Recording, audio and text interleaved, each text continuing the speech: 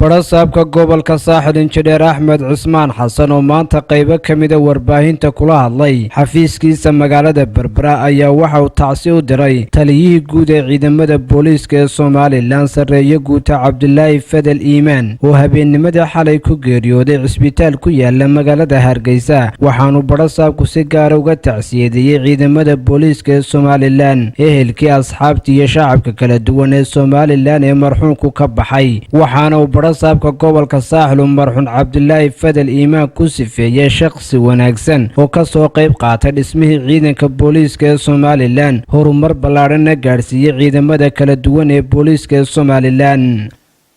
inna lillahi wa inna ilayhi raaji'uun waxaynu maanta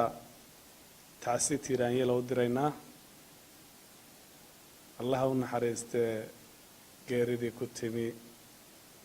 janankii ciidanka booliiska jamhuuriyadda Soomaaliland Cabdullaahi Fadel Iimaan oo aan leenahay ummadda reer Soomaaliland basamiriim Allah ka siiyo anigoo ku hadlaya afkii maamulka gobolka saaxil waxaan leenahay naxariista janno Allah ka waraabiyo marxuumka taariikhda ayaa qori doonta waxaan ka markhaati furaynaa inuu nin fiican ahaa oo qarankan kaalin muhiim ah ka soo qaatay dhismihiisii kala duwanaayo kulma meel soo mariyay dhinaca nabadgelyada inuu soo dhisay maxaanku dhahay ciidanka booliiska oo ciidan adag ka dhigay oo amniga meel kastaba ka sugay oo ay taariikh diri doonto ilaa saacadda ay geeridiisu ku timi waxaan leenahay samiri iimaan Allah inaga siiyo dhammaanteen gaar ahaan qoyskii iyo qaraabadii iyo ehelkii uu ka tagay samiri iimaan Allah ka siiyo